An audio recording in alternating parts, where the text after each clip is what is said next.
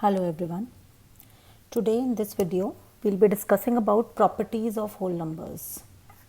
So before starting with the properties, we all know there are four mathematical operations: plus, minus, multiply, divide. Right? I'm repeating, there are four mathematical operations: plus, minus, multiply and divide. Let's start with first property of whole numbers, which is closure property. Closure, after reading one word, after reading the word closure, comes in our mind is closed. So how could we relate this word closure with closed?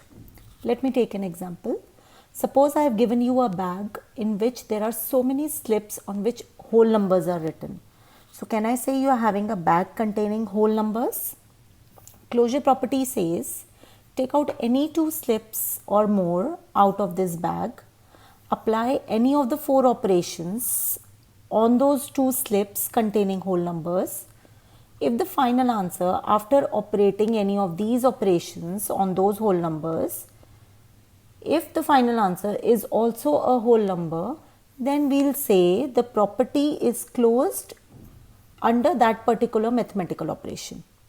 Okay, let's do these using mathematical operations and examples, then only it will be clear. So closure property means on applying any mathematical operation on any two whole numbers, if we get a whole number, then we can say whole numbers are closed under that operation which we have used. Okay, so let's take first mathematical operation, addition, plus. For that, let's assume it's our choice. We can take any two random whole numbers of our choice. I am taking 4 and 3. So let 4 and 3 be any two whole numbers. Now suppose if you are given any two slips, right? You have taken two slips out from the bag, which will be two possibilities if I'll say you need to add those two numbers. Either you will put first slip plus second slip, right? Or you'll use second slip plus first slip, correct? So if I'm having two numbers 4 and 3, either I'll do 4 plus 3 or I'll do 3 plus 4, correct? Let's solve both separately. 4 plus 3 is 7. Is 7 a whole number? Yes, it's a whole number. Now let's take the second possibility, 3 plus 4, which is also 7. It's also a whole number. So both the possibilities give us a whole number. You can take any other examples also. So what we can say at end, that whole numbers are closed under addition. Is the thing clear? Okay. Now the second operation, let's take the second operation as subtraction. Again same thing. Suppose you took out two slips out from that bag. In one slip it was written 7 and in one it was written 5. Before looking at what is written in the slips, the two possibility is first slip minus second slip or second slip minus first slip. These are the two possibilities. Whether we can solve or not, it hardly matters. Main what we need to do is, if we have taken two slips out, we can subtract the first slip minus second slip or second slip minus first slip, correct? So let's do them separately now. 7 minus 5 is 2. Is 2 a whole number? Yes, it's a whole number. Let's take the second one, 5 minus 7. Can you subtract a bigger number from a smaller number when we are talking about whole numbers? No, we can't. When we are all on whole numbers, it's not possible.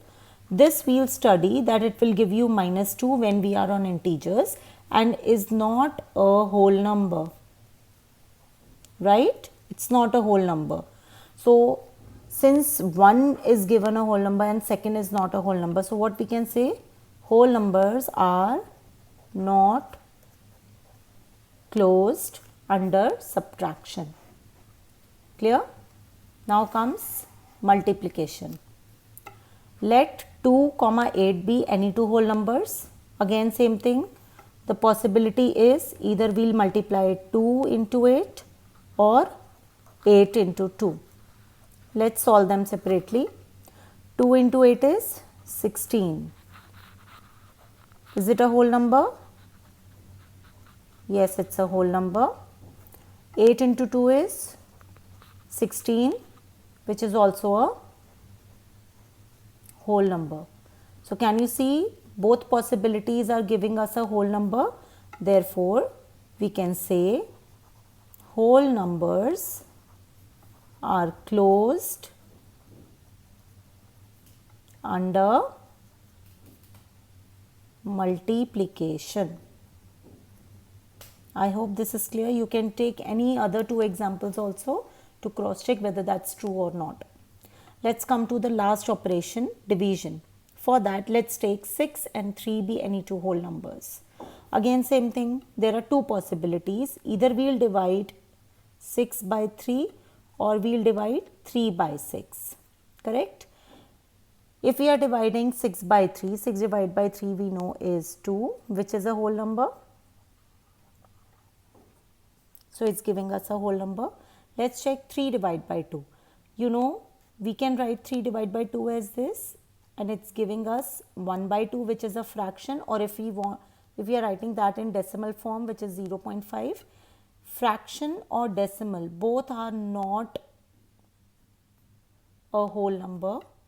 So the second case is not giving us to be a whole number. Listen, it might be possible there are few numbers which might be giving us whole numbers in many cases, but there are possibilities in which we are not getting whole numbers. So in general, we can say whole numbers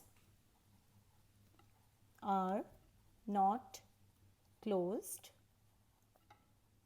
under which operation we have used? Division, right. So they are not closed under division. I hope this is clear to all. Please do like.